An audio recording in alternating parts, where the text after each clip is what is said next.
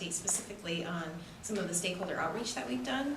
When we came to your committee in February, we provided more of a background, and we've done a significant amount of stakeholder outreach, so we just wanted to share some of the meetings that we've had to date. So stakeholder outreach actually started back in November of 2015, where we had 2 focus groups, one focused on the city's historic review process, where we met with property owners in our 2 local districts. Some of the feedback that we received from that focus group in particular were some concerns expressed about expanding the historic review process. And if you remember from the February meeting, one thing that we're considering changing in Chapter 18 is requiring the historic review process for any exterior modification, not just those modifications that require a building permit. We also had a focus group on the demolition review process, where we met with demolition contractors, developers, as well as preservation advocates. And I think more than anything from this group, the group that expressed a need for a clear and concise rules and consistency in the process. We've also held several meetings with key groups. We met with the Developers Council, the Economic Alliance, the Czech Village New Bohemia Main Street Design Committee, the Affordable Housing Network, and Save Cedar Rapids Heritage. And just some key takeaways from these meetings.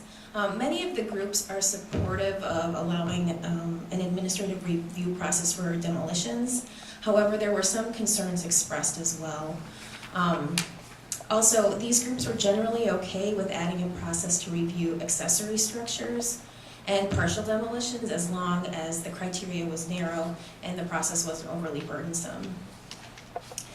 In addition, there were some concerns with requiring the historic review for any modifications, similar to what we heard from the focus group, but some groups also understood the rationale behind the expansion. One group in particular really supported that expanded review of the exterior modifications. We also sent out a survey to every property owner in the city's 2 local historic districts. We had a response rate of about 15%. 50% of the respondents stated that they have gone through the historic review process. Some of the concerns that they highlighted were the time involved in the review, unfamiliarity with the process, and need for consistency in the process. We also heard some positive things about the process. Some people said that although it was time-consuming, it was not that difficult, and that staff was very helpful.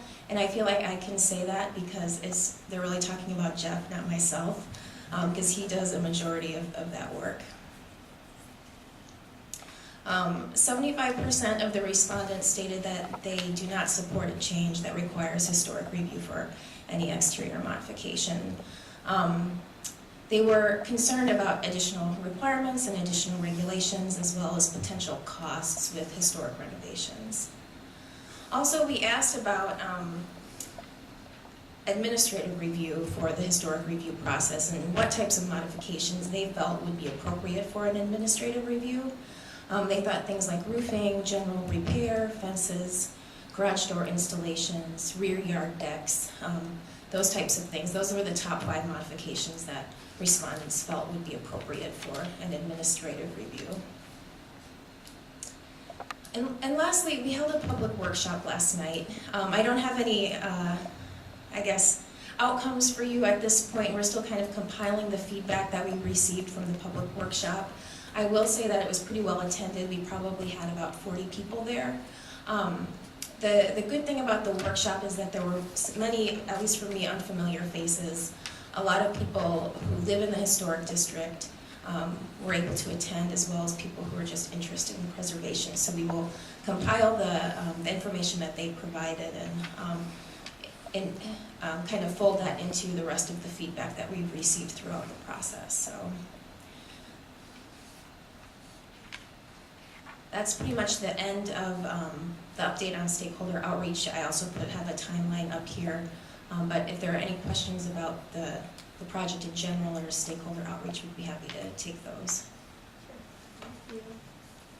Only comment I'll make, I think it makes a lot of sense to try to make the process as easy as possible for the property owners, and I would tend to agree much have to get approval for anything, pretty much on the exterior, stick to the kind of major points. So, that's all I have. Okay, thank you. Thank you, Scott. Well, I'm the liaison to the Historic Preservation Commission, and I've been working on this for the last, 4 years. And I will say a couple of things. First of all, I'm not a fan of unfunded mandates. I'm not. As a city council person, we get a lot of those, and it makes it difficult. However, in this particular case, if you purchase a home within a historic district and you want to maintain the integrity of that district, then I think it's important, and it also increases the value of the home, and it really does provide the continuity for that area, which is why you put together a historic district, to make sure that, and I'm surprised that windows wasn't on that top 5 list, so to make sure that the ornamentation, the doors, the windows, are appropriate to the integrity of the home. And so, and how that fits within the elements of a historic district. So I feel a little differently. I feel as though having someone who lives within a historic district, who has a historic home, should come before the HPC and say, this is what I'm planning on doing. And letting the HPC is there to help, provide information, provide expertise. They do every year with some funding through the state, they are able to provide a historic preservation workshop where they show people who own historic homes how to make sure that they are using the proper materials that lend themselves well to those structures. And so, but what I will say is that there's a forming of a nonprofit organization where if someone would come to the Historic Preservation Commission and say, listen, I want to put this door on, is this the correct door for the time of the building of this home when this house was built? Obviously vinyl windows aren't going to work, we're going to need wood windows. And boy, I just don't have enough money to completely do it. They could come to the HPC, the HPC could say, this is what this homeowner needs.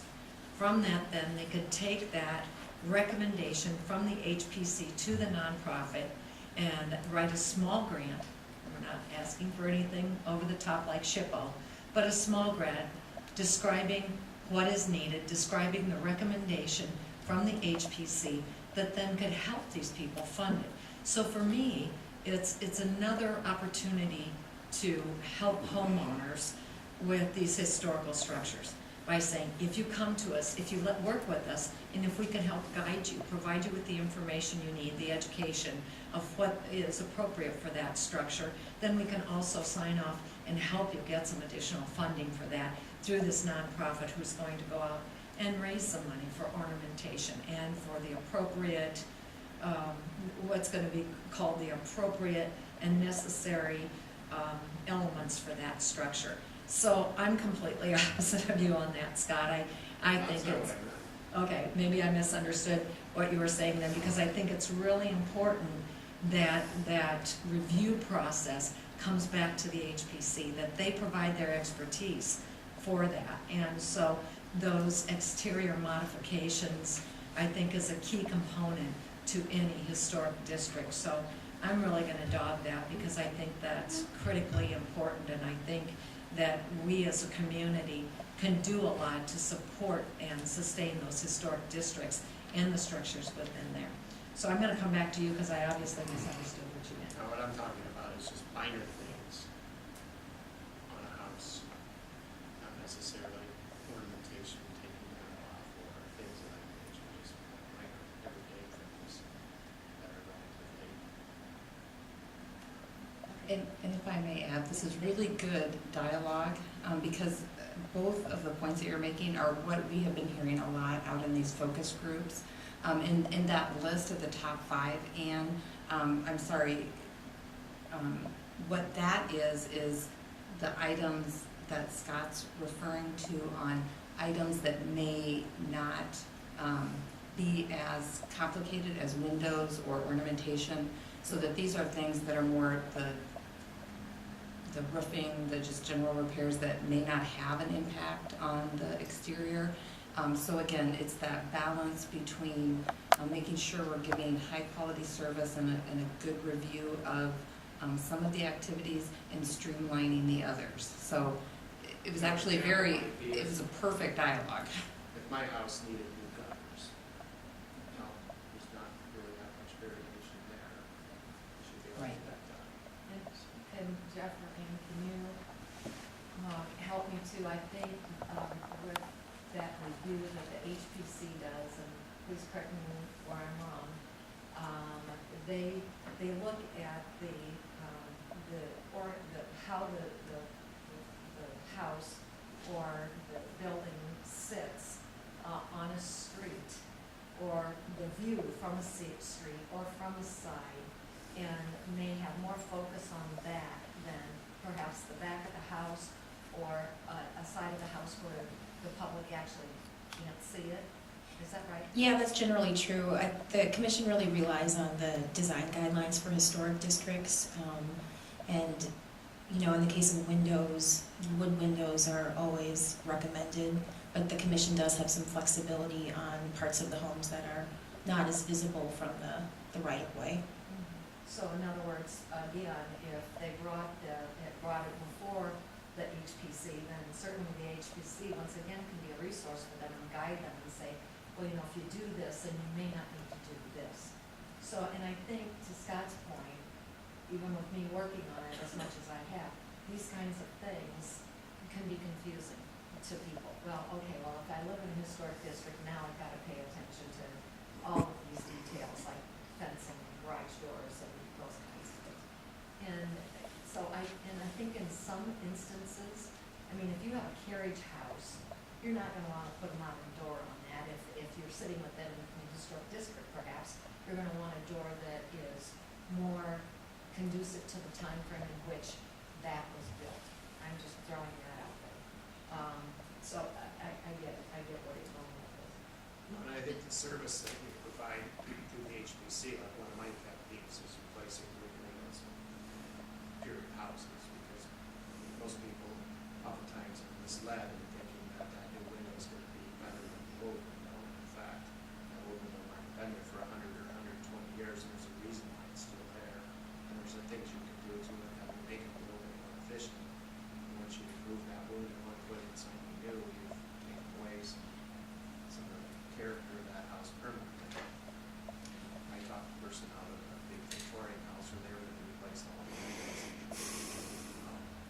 That cost you $75,000 to $100,000, and they figured out that they were better off repairing what they had.